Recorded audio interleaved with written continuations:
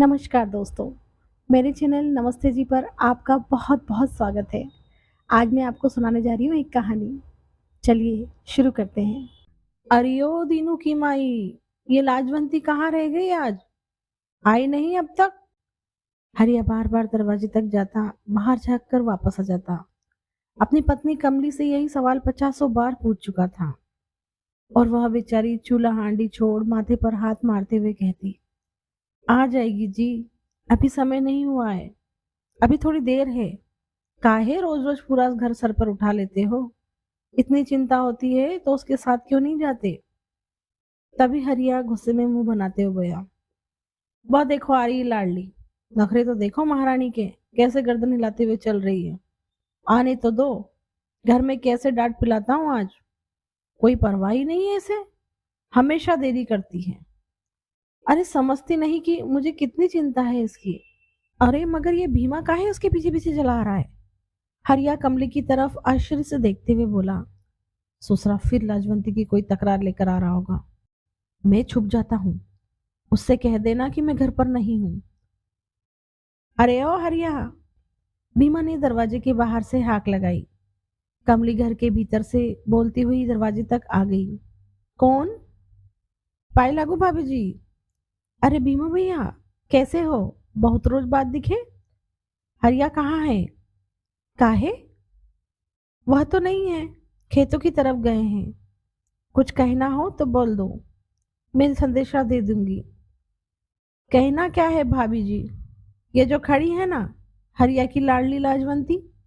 बीमा मुंह टेढ़ा करते हुए बोला, इसी की तकरार लेकर आया हूँ। इतना सुनना था कि हरिया झपाटे से बाहर निकल आया। अरे बीमा, कुछ तो शर्म कर। क्या बेर है तेरा इस बेचारी मासूम से? अरे ये और बेचारी मासूम। बीमा लाजवंती की ओर इशारा करते हुए मुंह बनाकर बोला, तेरी इसी बेचारी और मासूम ने मेरी फसल बर्बाद कर दी। घास के साथ साथ फसल भी खा गई।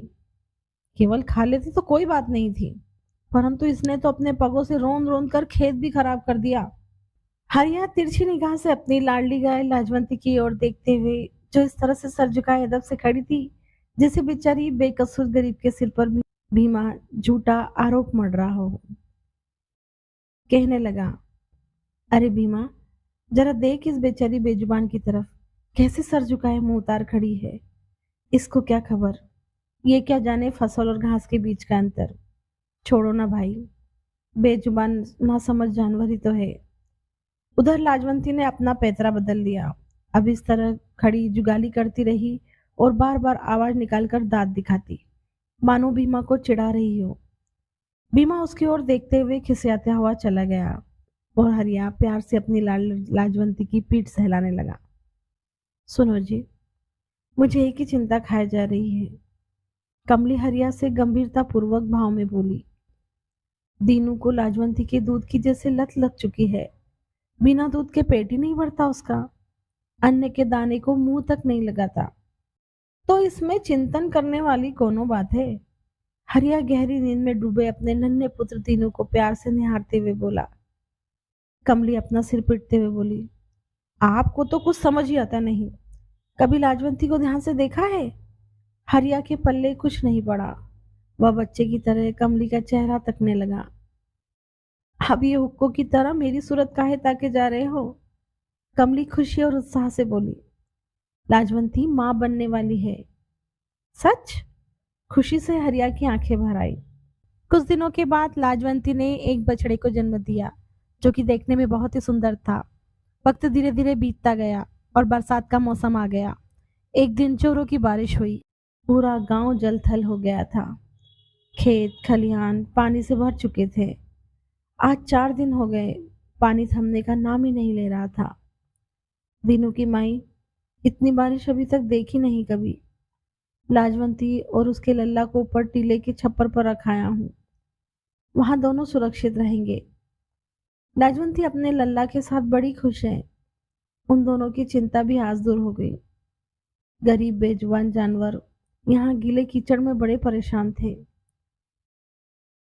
हरिया, अरे ओ हरिया, जल्दी बाहर निकल, गांव में बाढ़ का पानी भर गया है। बहुत तेजी से पानी का स्तर चढ़ रहा है। कमली के हाथ पांव फूलने लगे। वह हड़बड़ाकर, दीनू के बाबा, लाजवंती और उसकी लल्ला, कहती हुई बाहर की ओर भागी।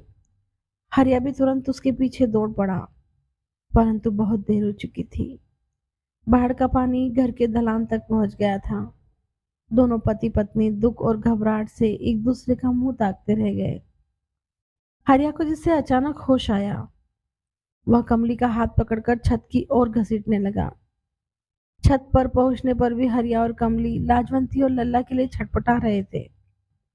उन्हें लाजवंती और उस लल्ला के सिवा कुछ ना सुझाई देता था। परंतु कुछ देर बाद हरिया का दिल कड़ा कर कमली को दिलासा देते हुए दुख और सहानुभूति से उसकी पीठ सहलाते हुए बोला, सब्र कर भली औरत, भगवान पर भरोसा रख, सब ठीक होगा। शायद इसी बहाने वह अपने आप को भी झूठी तसल्ली दे रहा था। परंतु भली औरत को कहाँ चैन मिलता। पानी का स्तर तो इतना बढ़ गया था कि छत बस 2 हाथ खाली रह गई थी। हरिया बार बार टीले की ओर देखने का प्रयास करता, लेकिन तेज बारिश के चलते कुछ भी साफ नजर नहीं आ रहा था। हालांकि बढ़ते पानी ने टीले को भी अपनी चपेट में ले लिया था। अचानक कमली ऐसे उठ खड़ी मानो नींद से जागी हो। दीनू कहाँ है? दीनू कहाँ है? हरिया भी सटपटा सा गया। मुझे क्या पता रे, तेरे साथ ही तो था सुबह। घर में भी तो नहीं दिखाई दिया। अरे आपके पीछे ही तो था जब आप टीले पर ले जा रहे थे लाजवंती को। दोनों पति पत्नी दुख और झुंझलाहट में एक दूसरे पर चीखने लगे और एक दूसरे को दोषी ठहराने लगे। कमली की मानो जान निकली जा रही थी। अपने जिगर के टुकड़े के गम में रो रो कर बेचारी अधमरी हो गई थी। हरिया का कलेजा भी फट रहा था, परंतु अपनी जीवन संगिनी की हालत देखकर गरीब हिम्मत बटोर कर उसे समझाने का प्रयत्न करने लगा। आधी रात से ज्यादा गुजर चुकी थी। कमली भी अब बादलों की तरह शांत हो गई थी। रो रो कर दोनों का मन हल्का हो गया था शायद। बारिश का जोर टूटते ही अब पानी का स्तर भी उतरने लगा था। हरिया और कमली किस्मत के लिखे को स्वीकार कर चुके थे। उन्होंने मान लिया था कि वह अपने तीनों चहेतों को खो चुके हैं। उन्होंने तकदीर से हार मान ली थी। इसी उधेड़बुन में जाने कब दोनों की आंख लग गई। सुबह का उजाला फैला हुआ था। हर ओर तबाही का मंजर, चीख पुकार और अफरा तफरी का राज था। बाढ़ अपने साथ सब कुछ बहा ले गई थी। पानी का स्तर एकदम उतर चुका था, परंतु हर ओर कीचड़, कूड़ा करकट बिखरा पड़ा था। हरिया जैसे जैसे कमली को सहारा दिए छत से उतार रहा था। दोनों किसी जिंदा लाश की भांति गुमसुम अपने निर्जीव शरीर को मानो ढो रहे थे। तभी कमली टीले की ओर हाथ उठाकर इशारा करने लगी। हरिया उस ओर देखते हुए कहने लगा, अरे पगली, काहे झूठी आस पाल रही है। वहां अब कुछ नहीं होगा। नसीब ने हमसे सब कुछ छीन लिया। तू मानती काहे नहीं? परंतु माँ का मन कहाँ मानता है। और हरिया भी कहाँ अंतरात्मा से बोल रहा था। ऊपर के मन से ही तो बोल रहा था। भीतर जो आस की चिंगारी दबी थी, उसे तो अब कमली ने हवा ही दे दी थी।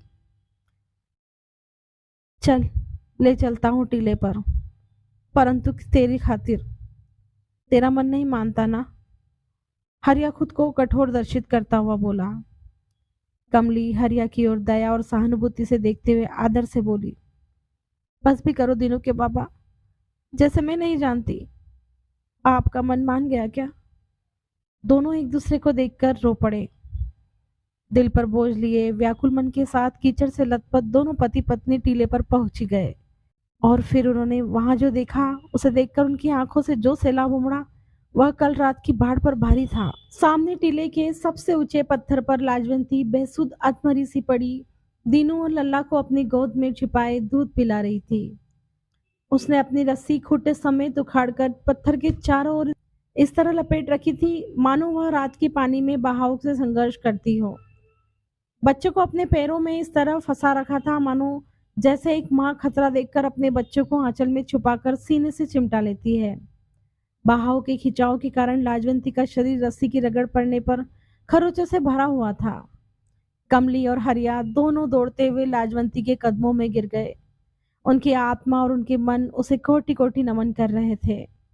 वह उसे प्यार और दुलार से सहलाने लगे।